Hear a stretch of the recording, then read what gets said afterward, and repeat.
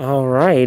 Good evening to those of you on the East Coast. Good afternoon to those of you on the West Coast. I'm your host, Brandon Choi, host and co creator of Movers and Shakers Unlimited, and I'm joined by. Jerome Bourgeois, co-creator, co-founder of Movers Shakers Unlimited, coming at you from West Philadelphia. I don't know, Brandon's up in Rhode Rhode Island. Island, yeah. What's up, What's going buddy? on, man? We gotta switch it up, right? Switch up the background, switch up the Yeah, we got to locations. switch That's it how we up do it. for sure. All right. We're domestic and Hey, international. right? Anyway. So, but you do what you got to do. But thanks for joining us here on this episode of This Week in Review. The show that we have every Saturday. I know it's Sunday, mind you, but the show that we typically have every Saturday to catch you guys up on the news that have made the rounds in the entertainment industry, whether it's TV, film, theater, entertainment business, what have you. We have quite we're only going to have a couple of stories to get into today, in lieu of, what other things that we wanted to, discuss as well.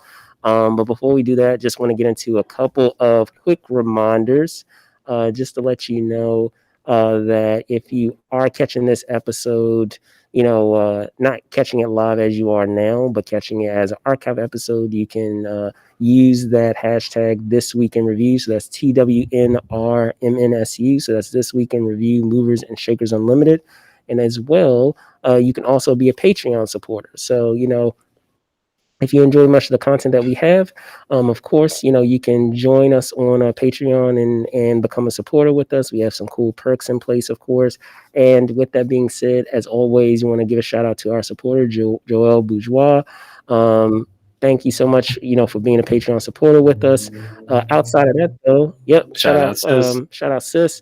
So with that being said, let's hop into our first story. Like I said, I didn't want to, spend too much time. I wanted to jump right into it. So this week, in with in our film industry, there was some news that made the rounds regarding two major cast additions to Nolan's Oppenheimer. We have RDJ, so if you're not familiar with the acronym, Robert Downey Jr. and Matt Damon joined the already star-studded cast of Nolan's Oppenheimer. Um, Jerome, what are your thoughts on this? I know we've been, talking about this film and initially it trying to find, Nolan trying to shop it around and, finally, was picked up and what it discusses and the opportunity that it has to, potentially based on, the pedigree of actors that we have here to be awards bait. So your thoughts?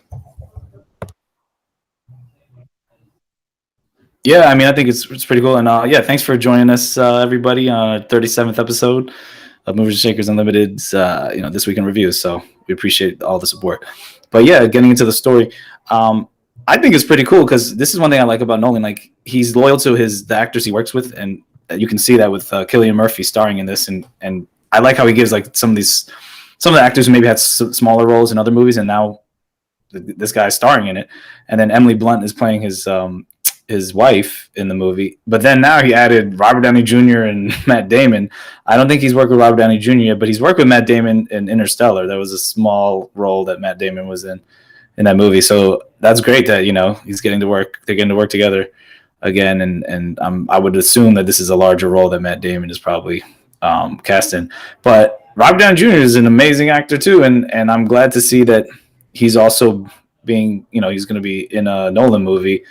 And potentially a great film that's not a Marvel Cinematic Universe film, a Marvel Studios film. I'm not saying that those movies aren't great, but it's like, he has to be able to break away. Yeah, he has to be able to break away. I respect Rob Downey Jr., but he has had trouble starring in successful, or I would even say good movies that weren't Marvel movies. At least recently, he's been in some good movies that before he was Iron Man, but I've noticed he's kind of struggled with that. We haven't had what is it, Sherlock Holmes? So like, I mean, other than that I can. Well, I didn't watch those movies, so I wouldn't be able to. But I'm just saying, like, for my and just in general, like, also like success wise, like, usually his movies don't do that well if he's not playing Iron Man, and so this is good for his career too. I think to like step away and do something different and not just be paint in that and pigeonholed as just Iron Man. Even though he's great as that role, he made that role, and I mean, he's going down as an icon in cinema history as Iron Man, and we love him playing that role. But actors like to act and they like to switch it up, and this should be good for his career and good for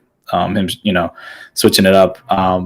And also to work with Nolan. I mean, come on, one of the goats, I would say, is of directors, or you could say for this generation. Yeah, I mean, come on, who wouldn't want to work with Christopher Nolan?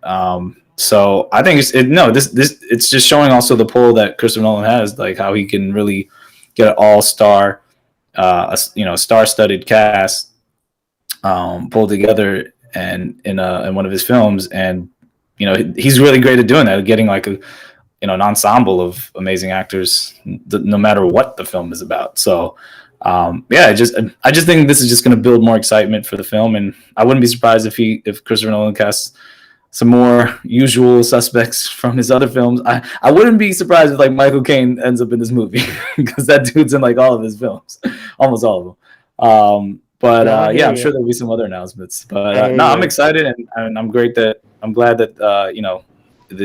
these other actors are getting a chance to collaborate with Nolan, and probably this is probably going to be an Oscar-worthy film that'll be ready for award season the year after. So for sure, and I mean we'll see what happens. As I said, the only franchise or IP outside of Iron Man that he really seemed to really have some success with is what is it? I just said it. Sherlock Holmes. Sherlock Holmes. I mean, I've seen the first two. I know they were still in development of doing the third one, and it's kind of ironic that they were trying to do a third one because the people that they have in that film are now a part of the Marvel Cinematic Universe. So exactly. They got snatched up by Marvel before they could do a third installment, I guess. Still, with that being said, he tried to make an attempt to do another franchise. I don't know if you recall, he tried to recently do Doolittle, and that didn't really No, Doolittle. Yeah, I don't think that one did well. Fly. So, hopefully, with this film, it allows him to branch out and into do other things.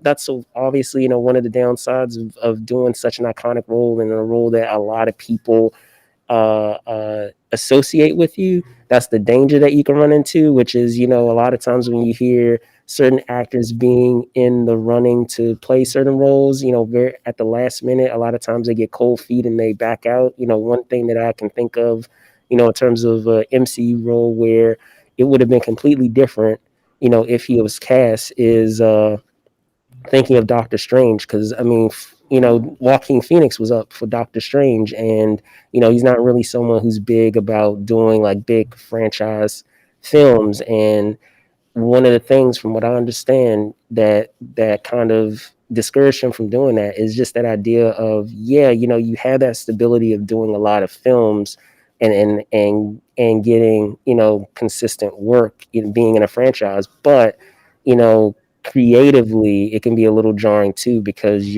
you're basically signing a portion of your life away. I mean, let's be real, you do a movie for like a year and a half, 2 years, you're basically doing that. That's 2 years of your life that you're spending with that project. And if you're doing a franchise, you're multiplying that by 4 times over, 5 times over. So you're working on a project 8-10 years. And maybe, you want to try other things, you want to do other things, but you've already, signed that contract to be a part of that franchise for that amount of time. You run that same danger too when you do, a major series. You get associated with the character in a major series too, and you run into that danger. So, but you have any final thoughts before we hop into the next story? Yeah, man, but also you get paid a lot of money. That's why I got paid. And also, but also, I would say I wouldn't completely agree with that, because they're not necessarily, the director is with the movie for a long period, for about that time, or maybe the producers, and but the actor, okay, for pre-production, for rehearsals, but some of these movies, they might shoot for like anywhere from 2 months to, I don't know, yeah, you're right, 2 to like maybe 6 months. I mean, doesn't mean they're shooting the whole movie the whole year, so they can still do other projects. It's just the typecasting that definitely could be an issue. But you also got to make those decisions. I mean, like, somebody wasn't there. I mean, look at Mark Ruffalo. Okay, it's true. He wasn't. Hulk didn't have solo movies. That's true, but he's been able to be in a lot of other films in between. You know, and at least with like TV series, they get like a hiatus so they can do other projects. So there's that. But with the typecasting, that's always the issue. You have to like would give really another break example away. too. You know, when you're thinking of another MCU actor, and I mean, now you can arguably say that he has another franchise now, but that wasn't the case before then, and that's with Chris Hemsworth. Like he didn't really have much else, even when he was trying to do other things. It wasn't everything else wasn't really clicking, and now he has. I'm brain farting on the Netflix series. What is it? Extraction. That was it. Yeah. I know they're doing a sequel for that. Oh, they're doing sequels. Yeah. He was. But he was in a few other films though in between. So I mean, he was in Black Ad. He was in that car movie. It was good. But I'm just he was in a lot. Like, I mean, but it's true. Exactly. He still was playing similar roles. I mean, that's true. I mean, even Robert Downey Jr. If you look at when he was in Chef, I liked him, but he was kind of playing a similar type of character. I mean, I haven't seen The Judge. I haven't seen The Judge, but that I still need to see it. But I'm saying, he wasn't playing like the same. I don't think he was playing the same type of character, and that's just what happens. I mean, but if you look at the movies before Iron Man, like he was in U.S. Marshals and One Night Stand. He was in like he was in a lot of different types of films and different roles, and I was like, yeah, I mean, that's how he got the role too, because they're like, this guy's a great actor. They wanted the best actor, not necessarily the biggest name. There's no denying that. But yeah, all right. So that's what I'm saying. So like, it's funny, like that the decisions he was making before helped him get the Iron Man role. Now it's like, oh, now you're Iron Man, so it's like you got to kind of make other decisions to get back into switching it up. And I'm sure he can do it. It's just he has to just pick. You just have to make make better decisions, or just pick specific types of scripts that are purposely different, and not care about maybe like how successful it might be or the money or whatever. But this is a good start for sure. For sure. Anyway, but yeah, so I'm excited to see it though. Too. So I mean, like I said, stars to the cast, and you can't go wrong with Christopher Nolan. So yeah, that's the guy. That's my guy. The next story that we have is centered around Sofia Vergara to portray the drug king, well, not Kingpin, but Queenpin. Griselda, Queenpin or whatever. Yeah, Netflix limited series. Now to get into some more details about it. And this was a story that exclusive. It was a story out of Deadline.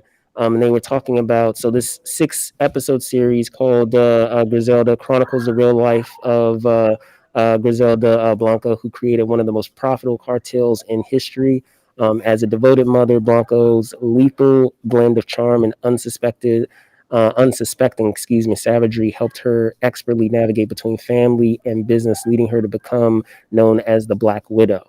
Now, the series, according to the story, as I said, from Deadline, the series comes from Empire and Justified writer Ingrid Escajeda. Apologize if I'm butchering your name. He's the showrunner, writer, and executive producer. He's going to be the showrunner, writer, and executive producer, including Eric Newman, Doug Miro, Andres Baez, and Carlo Bernard. So they're basically the creative team. If you're not familiar with that team, the creative team behind Narcos. I love that show. So again, I apologize, gentlemen, for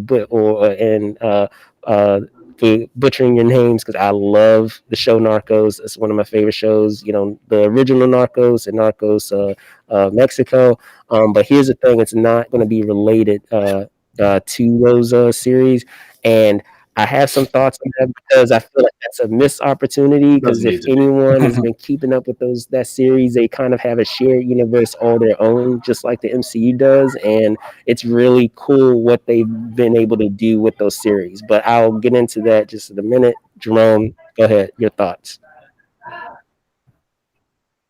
Yeah, I mean, that could have been interesting. I mean, I still got to catch up on the Mexico one, but I love I love that show. I mean, I love the one with the Cali cartel. That was, it's crazy, like how that stuff really, was based off of true stuff, true stories and real people. No, I just thought the story is really interesting, because I remember already hearing how Jennifer Lopez is developing a movie based off this character. I was like, oh, okay, cool. That'll be something different for J-Lo. And then you hear about this, and it's like, wow. So Sofia Vergara, I mean, actual Colombian actress who's pretty talented, is going to be in this limited series. I mean, Catherine Zeta-Jones was in a Lifetime movie version of this. I haven't seen that. I heard she was pretty good in it, but I think it's pretty cool, like seeing some of these. I mean, let's be like these really beautiful actresses who probably, a lot of times they kind of can get typecast in certain roles, like being the beautiful woman or whatever, if it's romantic comedy or whatever, just lighthearted role. But then to like take these risks and really try to get grimy and gritty and raw, and I mean, this Griselda Blanco is no pushover. I mean, she killed so many people. I mean, and she was vicious. I mean, there were so many hits, assassination attempts, and obviously she got assassinated at the end in Colombia. But she was in prison and she was running this empire. I think she was even the I'm not completely sure, but I think she might have been the inspiration even for Scarface. Like in the Scarface movies. So that's part of it, because she's just one of these. I mean, I'm not completely sure, but I was hearing that somewhere. But it was during the whole cocaine cowboys era in Miami, where like you have all these ridiculously violent shootouts because of the drug war, and yeah, I mean, she was really successful as a drug queenpin for being so ruthless, but also being that she could go from 0 to 100 real quick. I don't know how to explain it, but this is like a really vicious drug lord, and to see, like I said, to see these two actresses, portray this character, we haven't really seen them portray a character like this. I think it's gonna be interesting if they could pull it off. So, like I said, I was already excited to see what J-Lo is gonna probably do. I mean, I'm gonna see that movie. It's I think it's called La Madrina, but then this one, this Netflix series, I can imagine they're going to go more in depth because you're going to have 6 episodes. So, and if it's the same people who did Narcos, I mean, it should be great. So, I'm excited to see it, and it's just really interesting to see though. Like you have this one person doing a project, and then someone else is going to come and have their version. And we already saw this recently with there was Respect. Right. With Jennifer Hudson, and then you have on National Geographic Genius, and there was, I forgot who was playing Aretha Franklin. Is it Cynthia Erivo? Or no, I don't know. Well, anyway, we can look it up. But yeah, you have a series and you have a movie. I remember it used to just be like Armageddon, Deep Impact, 2 big movies, or Volcano, Dante's Peak, or you had White House Down and Olympus Has Fallen. But those are all scripted, like made up fictional stories. This is actually a true story. I mean, the closest one for true stories. Oh yeah, I guess Mike Tyson. There's been like, now they're doing a Mike Tyson series. I think it would be a series, or maybe it might be with Jamie Foxx. But they had one with. I want to say something. They have a Hulu. No, they have a Hulu series. And Mike Tyson that doesn't approve of. I think he doesn't like that version, but he's approving of the Jamie Foxx one. So, hey, and they already had like Mike Tyson. They had a movie with like back in the day with Michael Jai White. So I mean, it's like people might have dabbled in some of these stories, but then it's like as people get older, or some of these stories now become more, I don't know, maybe people are more passionate about telling them, or maybe there's a different spin on it. It's like when one gets going, then you see like, hey, they're doing that, we're going to do our version. So it's pretty cool seeing that. I mean, I don't know, did I ask for maybe 2 versions? I didn't really ask for it, but hey, I'll watch both. Oh yeah, another one's Bernie Madoff. Remember there was one on HBO with Robert De Niro, but there was also another one. The one on MSNBC, I think it was CNBC or one, I don't know, with Richard Dreyfuss. That one was really good too. So actually, I like that one better because he looked more like him. Even though the one with De Niro was good, but I was like, the other dude, Richard Dreyfuss, really looked like Bernie Madoff. It was crazy. And that was kind of longer. So yeah, I mean, this happens. I mean, I would second what you said. In the Narcos creative team, I trust. So, based on their pedigree and what they've done before, I enjoy what they've been able to do thus far. Like I said, and this is a nitpick, my only thing is that I feel like it could have been a great opportunity with what they've already established to have her part of that part of the series. Yeah. I think it could have been pretty cool to kind of implement that into what they were doing, because who knows? Maybe they just haven't revealed yet. Maybe they're still doing it as, I know they said that it's unrelated, but they could always say that, oh, it's unrelated, do a little mini series and then find out later that it's somehow, if it really does well, they'll try to connect it, after the fact and do it. They'll retcon it somehow. But no, I don't know, but I think that it really, if it's not, if it never does that, it could have been a missed opportunity to really do that. But still, looking forward to what they do with it, just that story in general. But I thought they were connecting those because there was. I mean, I don't know the history of those, but those other stories. But I thought maybe there actually was a connection. I don't know if there is a connection. There could be. I mean, you would think there would be someone in the DA, it was a DEA agent or CIA or some, that maybe had some connection. But uh, who knows? But as long as it's done well, that's all that matters. I mean, everybody's trying to do that. I mean, look at 50 Cent, man. He's killing it with his Power Book 2, 3, 5. He's doing every spin off of Power. It's crazy, but that's what we're doing. Speaking of getting down and dirty and grimy, I know we were talking about, and I know, explain further why I say getting down and dirty and grimy. There was a story regarding Gal Gadot, who many of you know as Wonder Woman. She is set to portray the evil queen in Disney's live-action Snow White. Now, just a little information on this story, and this is also, from Deadline. The original going into this story, as I said, she's set to play the evil queen in the Disney live action adaptation of the film. The one, as they said, the one that started off with the studio's slate of animated features, their legendary slate, if you will. The original, if you guys are keeping count, the original Snow White and the Seven Dwarfs was released in 1938, guys. So, it's shy of maybe 16 years of being a century. So what is that? 84 years. So almost 100 years ago, guys. It's pretty insane to think about. But yes, she is set to play the evil queen, and it's interesting too because up to this point, she hasn't really played very, yes, she's played characters that, function in the gray, but not just explicitly like evil characters, like where they're, where there's not really any like delineation that way. Who knows? Maybe in her portrayal, they may add some nuance to that and giving her some qualities that make you, empathize with their character. Because I know they've been doing that with, what is it, Maleficent, that character, and trying to make her more of an anti-hero versus a straight out villain.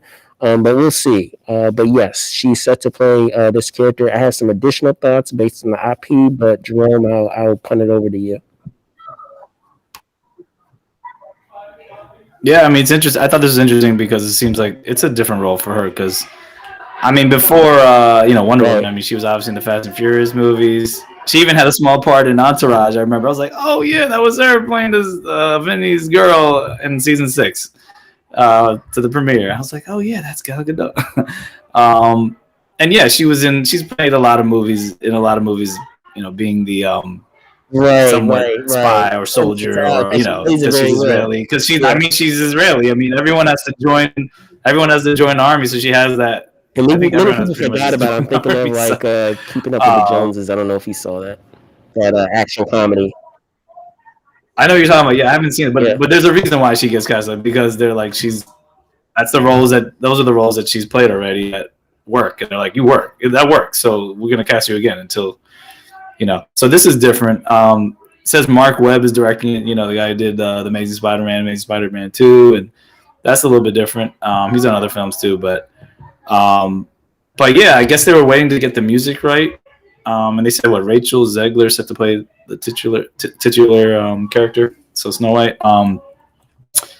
And yeah, I mean, this doesn't surprise me that they're getting this off the ground, because I mean, was it Disney has, obviously they have the Marvel universe, and there's plenty of movies coming out from that part of the company, but then you have the Star Wars universe, and there's shows and movies coming out of that, and Pixar. But then what's left? They have a bunch of their own original, stories, IP, you want to say, from these animated features. And they pretty much, I mean, they've been making a lot of them into live action. I think the next one up is Little Mermaid that's probably going to come out next. So I'm looking forward to that. But yeah, I mean, they've already had what Maleficent. They had Dumbo. They've had Aladdin. What else? Jungle Book. Yeah, I mean they did. Yeah, now they're doing Snow White. I mean, yeah, Jungle Book, that Lion King. So I mean, they're gonna keep going until they use all make live action versions of all of the animated features. So I mean, I wouldn't be surprised once that happens. But it's good because I remember watching this back in the day, you know, and it's like it's cool how they're doing these live action versions. I mean, they do them pretty well, you know, and they have good the music, and I guess the nostalgic factor, and you know, I wouldn't have thought of maybe casting her in this role, but why not? I mean, if it works, you know, maybe her take on it is something they thought works with the material. So, and it's a musical too. So I mean, she's probably she's gonna be singing. I guess. Hey, I mean, we've been talking about other stories as well. You know, having actors, you know, trying different things. You know, there's nothing wrong with that. Like, you know, if you have an opportunity to kind of, you know, stretch your wings, so to speak, and to do something different, then it can only help you versus, you know, work against you. So, yeah. I would just say that some actors, they have that background, so that when you see them do it, it's not a surprise. Like I didn't know that Hugh Jackman was such a big theatrical actor and did all the musical stuff. So that's why when he pivoted there, it was like nothing. You know, that's where he comes from. I was like, oh, wow, so him doing like choreography, he comes from that world. Wolverine, you know, it translates over to that because, you know, when you're doing a lot of that choreography, there's a lot of footwork and timing and all those things that are involved with it. So yeah, he has that muscle memory of being able to do a lot of those fight scenes and those action scenes because he has, you know, rhythm and actually has that balance and that background of doing choreography in theater. One thing, speaking of, you know, going back to what I was talking about with the, you know, grimy, you know, getting down and grimy, if you recall, for those of you that are watching out there, is with this IP with Snow White, they tried to do something different. Almost 10 years ago, and Jerome, you probably remember this. They tried to do Snow White and the Huntsman. They tried to go really, like, you know, gritty and I try remember to, you know, that was that version of it. Yeah. And I mean, hey, like it was more action packed. They try to make it action packed, pretty much. Yeah, Chris Hemsworth was in it. Yeah, Chris Hemsworth and Charlize Theron was the queen.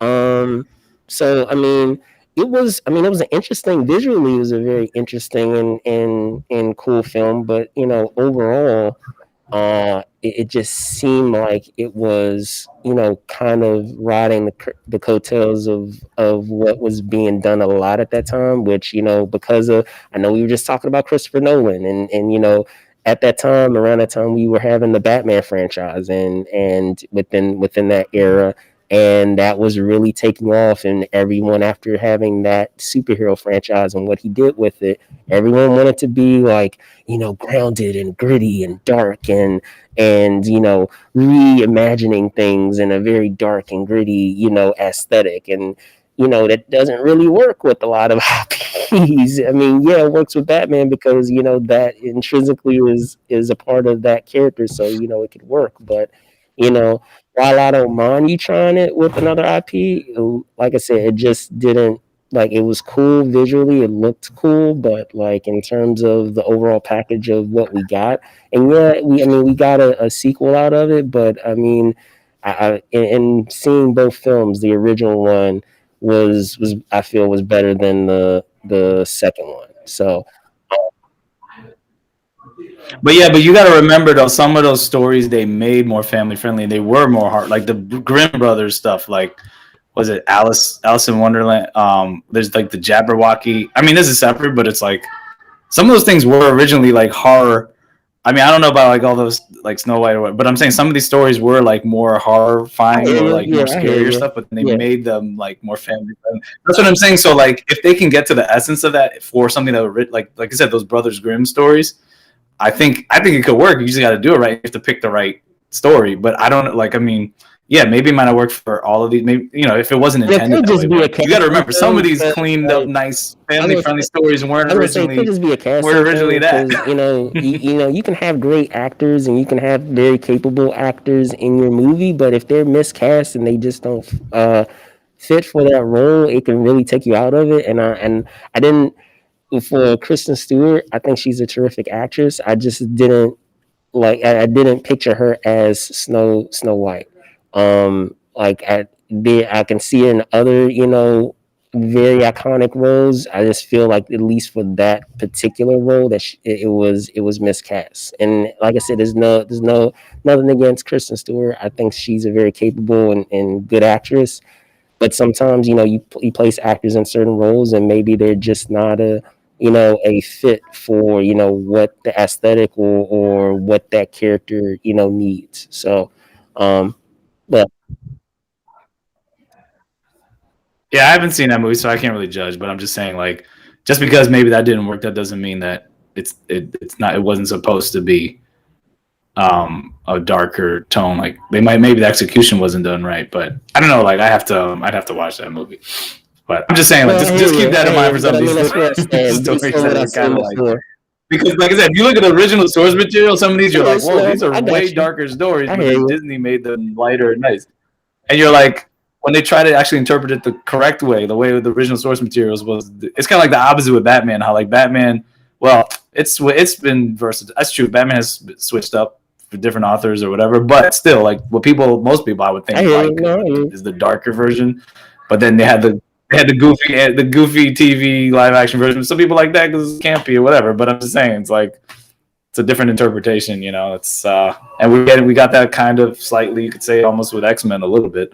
And then we'll see what MCU does, and also what does MCU, what's gonna happen with Blade, and what's gonna happen with. I was just talking to one of my friends, like, what's gonna happen with And Blade? Is he that did gonna be an appear, by R-rated the way, for individual those of you who film? are not aware, And he did appear in the and MCU. what are they So gonna do? Oh yes, right. he did. Yeah, even though I thought it was Jeffrey Yeah, Wright originally, I was like, yeah, oh no, that yeah. was Mahershala. Um, And well, he didn't really appear, but we heard him.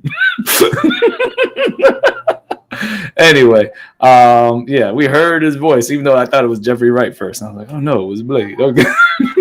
Anyway, all right, next story. so yeah, moving on. The next story that we have centers around. I know we were talking about Netflix a little earlier. Centers around the iconic series Stranger Things 4, or AKA Stranger Things Season 4. We did get a new trailer over the course of this week. It was a trailer which, in typical Stranger Things fashion, was very cryptic. Didn't really reveal too much, which is fine. You don't want it to reveal too much. It was titled, "Welcome to California," and just to give you kind of a recap of what happened before in that season. I mean, there were a couple of reveals, and it's kind of hard to think about because I mean, what this ended. This was back in 3 years ago. Well, almost 3 years ago, in 2019. But in terms of some of the threads that were left hanging, we had Hopper, supposedly die in the Soviet lab that was destroyed. We had Joyce Byers. She took her sons along with 11 out of Indiana to start a new life. Will she come back? She lost her powers. Will she get her powers back? We get some illusion based on like some of the recent trailers, other than this one that I'm referencing, that she might get it back because we're getting some, history of her origins and being experimented on back in the lab with Papa. That she calls her, father figure. Um, Now, the series is set to arrive in the summer of 2022.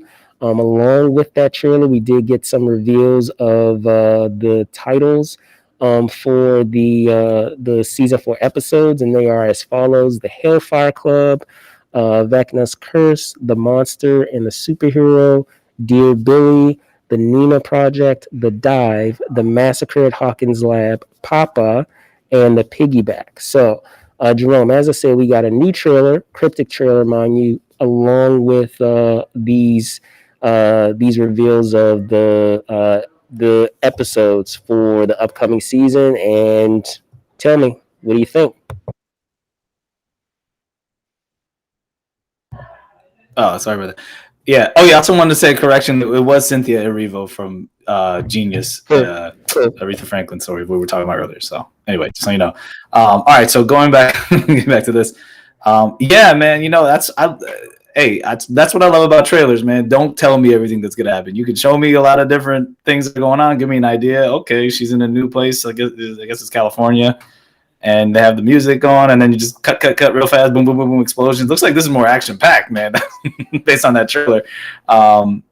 But yeah, I mean, I'm just excited it's finally coming back. But after you were just summarizing what happened, I was just like, yeah, man, I kind of forgot about some of the stuff. I mean, I remember. Yeah, in the recent trailer showed that he was alive. You know, you saw that other teaser. You saw that teaser. Right. You already saw the teaser where he was like in Siberia in a prison or something. So you're like, he obviously is back. But I'm just saying, like, I remember that, but I kind of forgot. I was like, yeah, I guess she lost her powers. I mean, this is what happens when there's so many shows you're watching, and it's like, I haven't watched.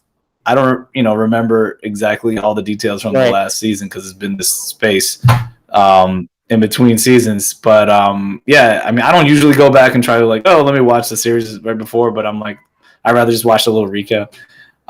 But yeah, I mean, hey, look, let's be real too. Like, they needed to hurry up and make this because these kids are getting older, and I mean, unless they're gonna follow them to college, it takes away from the whole Goonies homage. I mean, that's why to me, like, the reason why these shows were cool, it was like a mix of like Goonies, I guess you could say Ghostbusters. What else? I guess you could say Steven Spielberg meets Stephen King. Yes. All that. That's what it basically like. All these '80s movies and I mean, they had elements of Terminator in there. They had Never Ending Story theme song. I mean, you had. Even the elements of Carrie. I mean, Carrie, obviously. Sure. I mean, not all the way, but like big element with her. All these '80s like horror films and family films and sci-fi all mixed together, and it's great. And to me, in the end, it's like what ties it together is the whole Goonies element. I mean, that to me, that's why I like it the most because you're seeing it from the kids' perspective, and like then you have some adults. But they're not kids anymore. I mean, they're like by the time if they do another season after this, I mean they're gonna be in college. So and these kids are moving on. So and they're doing other things. So it's good that they're bringing them together for this. It looks like it's more action packed. I mean, it'll be interesting to see what other homages they have in this season to that era of films and TV shows or whatever. Just different genres and different styles and filmmakers styles. But yeah, I mean, like I said, I'm not going to even try to guess what's going on, but it seems like there's going to be some sort of conflict connected from last time, and they're gonna people are eventually going to reunite or whatever, and we'll see what the next villain is, but. I do like when they add different elements that are like you weren't thinking about before, and I'm like, okay, like surprising. As long as they surprise me with some stuff. Like I said, in looking at these titles, and I'll try to see if I can, share it with you guys. Give me one second here. See.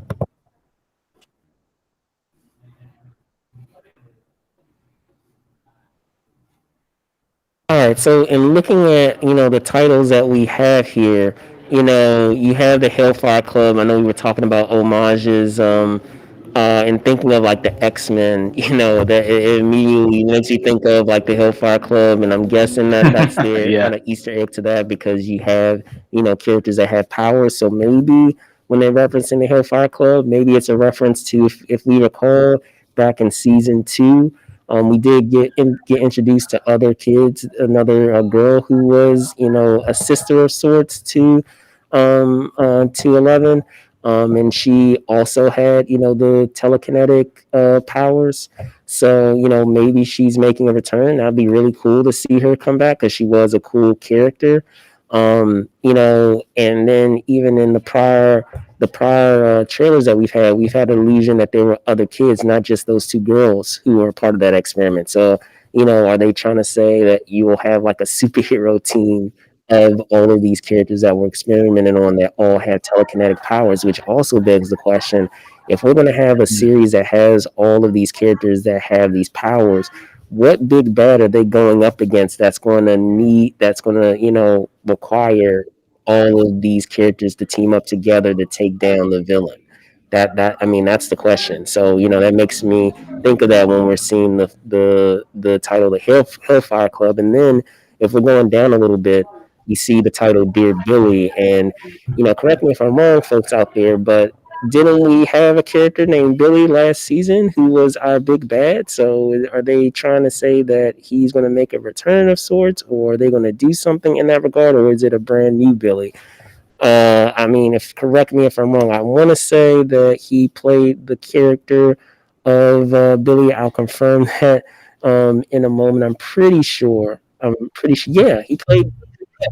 Isn't he the lifeguard, Yeah. dude? The lifeguard.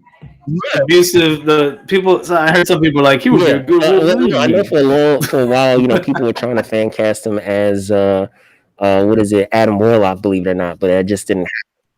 But oh yeah, he could. anyway, I could see that. I was just saying, just that idea that we're seeing that name again. Like, why are we seeing that name if he, allegedly died, like brutally died last season? Having kind of like a heel turn. See, I forgot. I totally forgot about the bus. I was like, I totally So, forgot. like, I don't know if they're trying to allude to that. I'm like, he did. I'm like, I guess I'm like 10 shows in between that show. Talking about the massacre at Hawkins Lab, like, what does that mean? And then towards the end, guys, we have that title Papa. So we never saw the character's body, at the end of season 1. So are we trying to say that he's indeed back as well? I mean, so there's so many questions and so many loose ends to tie up. And it's not Big Papa, But no Biggie, so, Biggie's not gonna pop no more.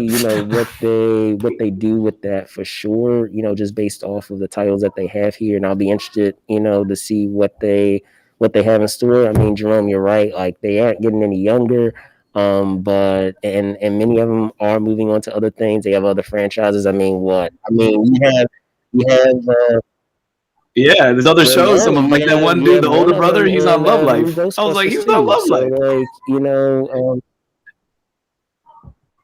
she's in and Millie Bobby Brown. What's her name? Millie Bobby. Like, she's in all. She's in the Godzilla franchise. She's in like everything. Finn Wolfhard, who plays Mike Wheeler.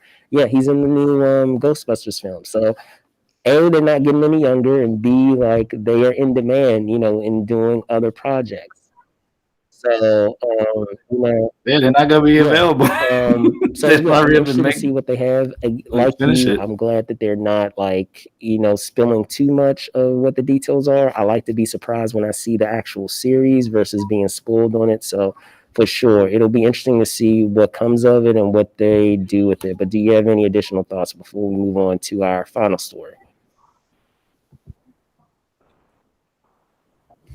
No, I mean, like I said, that's how trailers should be. Instead of giving the damn whole plot of the movie or something, and you're like, why am I even going to go see this? You give the audience a little bit, just a little touch visually. You see some stuff, and then you watch it, and you're like, oh wow, I had no idea. That's why I saw that in the trailer. And to me, that's what a trailer is supposed to do. So I'm excited to see this, and I'm definitely a fan. And I mean, I'm just really curious to know how many more seasons they're gonna do. Maybe this might be the last one, or they might just do one more. But you never know, because I mean, I don't know if you've seen the Wu-Tang series, which I like. I think it's pretty good. I thought they were gonna end with the last season. Now they're doing one more final season. I'm like, okay, they're gonna show Wu-Tang after they got their deals and later on as they got older. But you never know. I mean, sometimes if there's a story left to tell that these creators feel like it feels actually worthy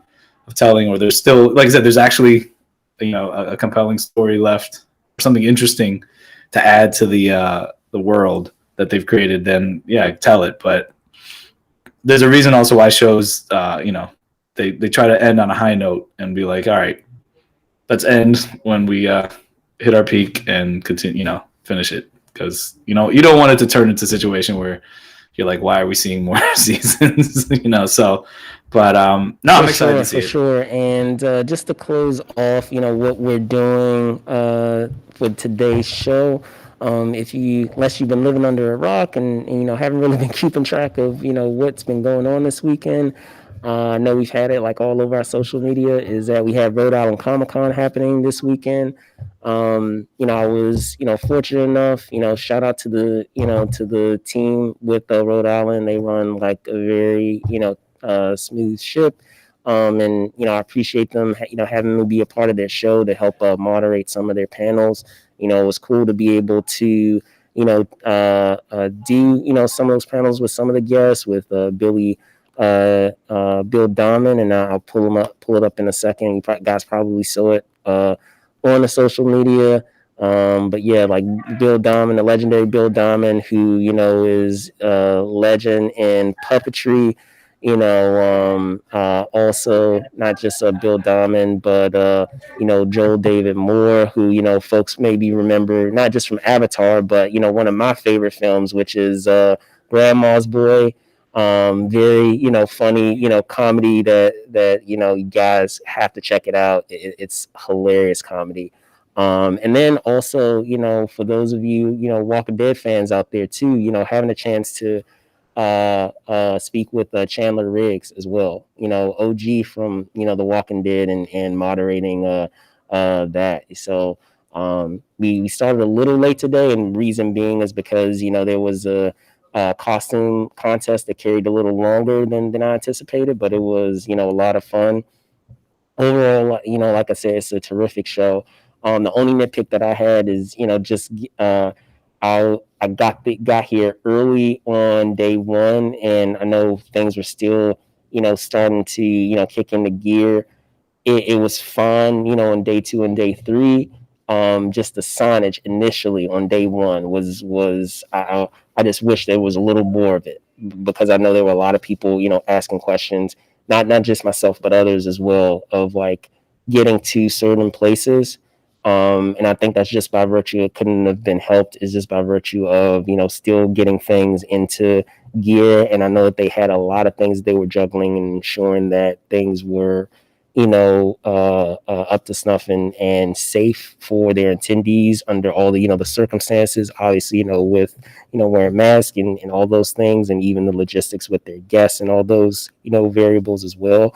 So all in all, it's a terrific show. And if you guys ever have an opportunity to go, I highly recommend you guys come. So I have some other things that I wanted to be able to share with you guys, but I'm still in the process of getting that up and available to you guys. So be on the lookout for that. But otherwise, just as it was before, fun experience, and I look forward to coming back. So but Jerome, did you have any questions maybe of the show? Or Yeah, what was like the best? I mean, because I know they had to cancel the She's All That panel last minute. So like, what was like your favorite? I guess the panel that you moderated, or I would say out in of all general, of them. it's kind of hard to say which one was like the most fun. I would say each of them had their own element that the others didn't provide. So like I appreciated each of them. With Bill Damon, as I said, he's a renowned puppeteer. He's behind Audrey. For those of you that are big theater heads out there, when it comes to like Little Shop of Horrors and that puppet, he's behind that plant puppet, and getting it to work, and having just the longevity in which he has done that that character, and just his his knowledge of how puppetry has changed over so many years. He's been at it for as long as we've pretty much been alive, Jerome. So like he's very knowledgeable of that discipline when it comes to puppetry and the various things that he's done in that field. He was hired at age 19 by Jim Henson to work on Sesame Street. I mean, that's crazy. Like, can you imagine? Not even what you would be a sophomore in college, like just maybe a year out of high school, and boom, you get hired to do Sesame Street by Jim Henson. That's crazy. With Joel David Moore, as I said, most people, a lot of people remember him from Avatar. He was in Dodgeball as well. He was the tall, skinny, lanky guy.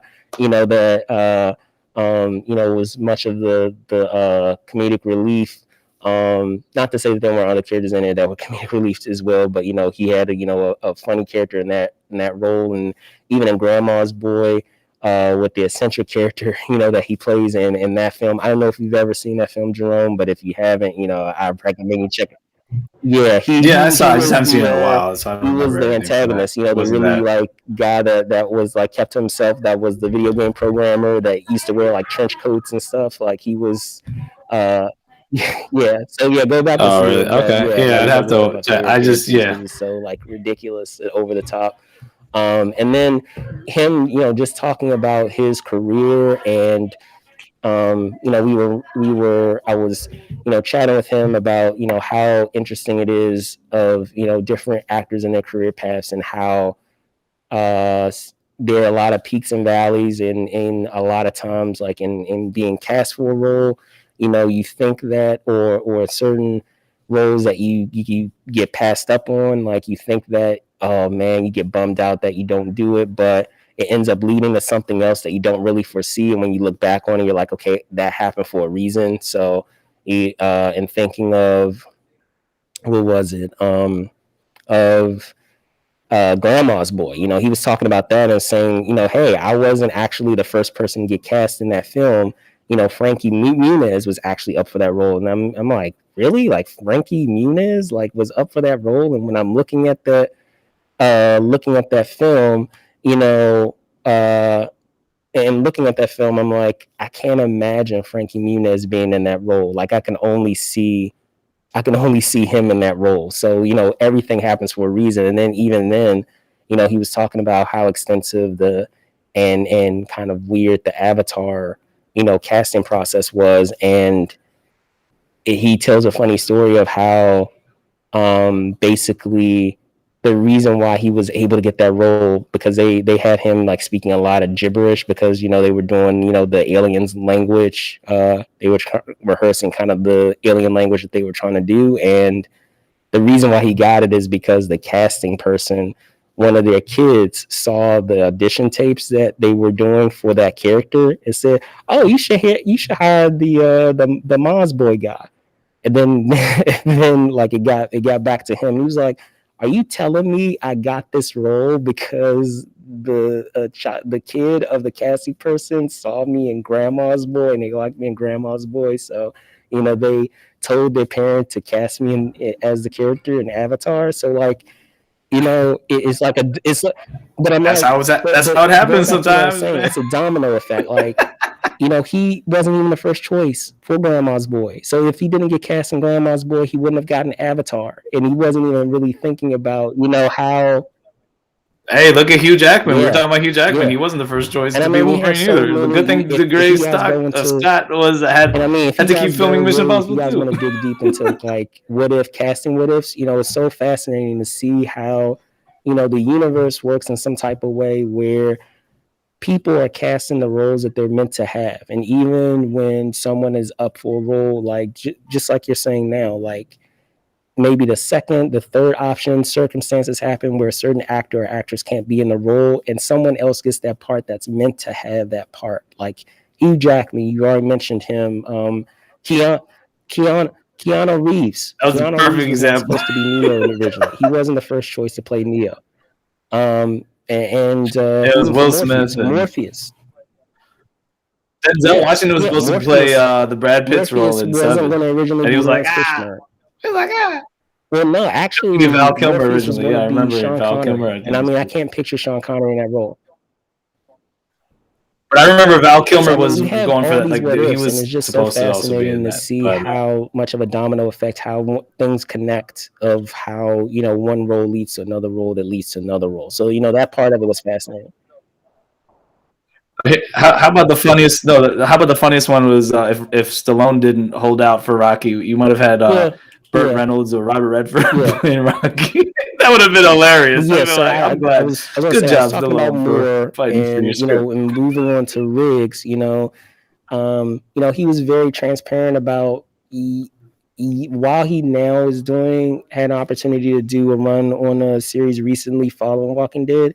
He was very transparent in that, like, listen, like I'm still auditioning, I'm still out there, doing auditions, and it hasn't been easy. Like, and I thought that was very, very cool of him to say. A lot of actors, don't want to like reveal that they having that struggle after doing, such a major role like that. And he was open about that. So I mean, that was great that he was, open about how, being an actor is a process. You have those peaks and valleys. You have those times where, things are really high and you're a part of, a long running series. And then you may have a dry spell for like a year or a year and a half or 2 years before, you get picked up and do something else. A lot of people forget that he auditioned for, the character of Peter Parker and as the MCU's Spider-Man. And like, he wasn't, and again, being transparent, he said, yeah, I didn't get down to the final two people. It was actually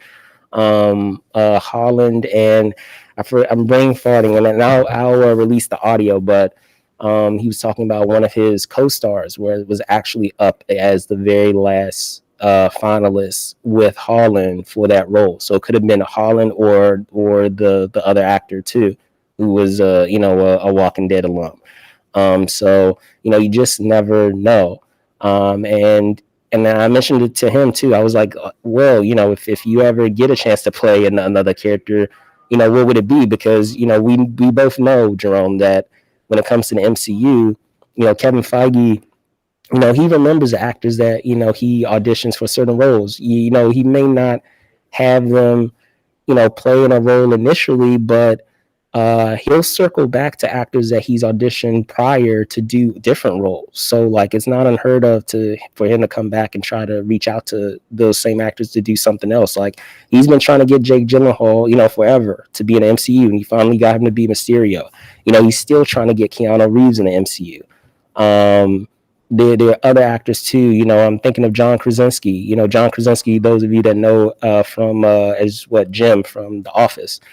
He was initially auditioned for Captain America, and now, a lot of people are trying to fan cast him as, Mr. Fantastic. So, he and there are rumors that, he's in talks with him about joining the MCU in some type of role. Same thing with Emily Blunt. Emily Blunt was supposed to be, Black Widow, and, that didn't, and that didn't, pan Black out Widow, to being that character. Mm-hmm. And I mean, Scarlett Johansson again, we're talking about the universe. She was a great Black Widow. So it was fascinating. I enjoyed all three of those panels because, like I said, each of them provided different insights into their respective disciplines, and then just kind of just talking about just their career and the things that they have done to sustain that longevity, and also even in thinking of the mission of what we do here, Movers and Shakers Unlimited, of what those struggles are. So,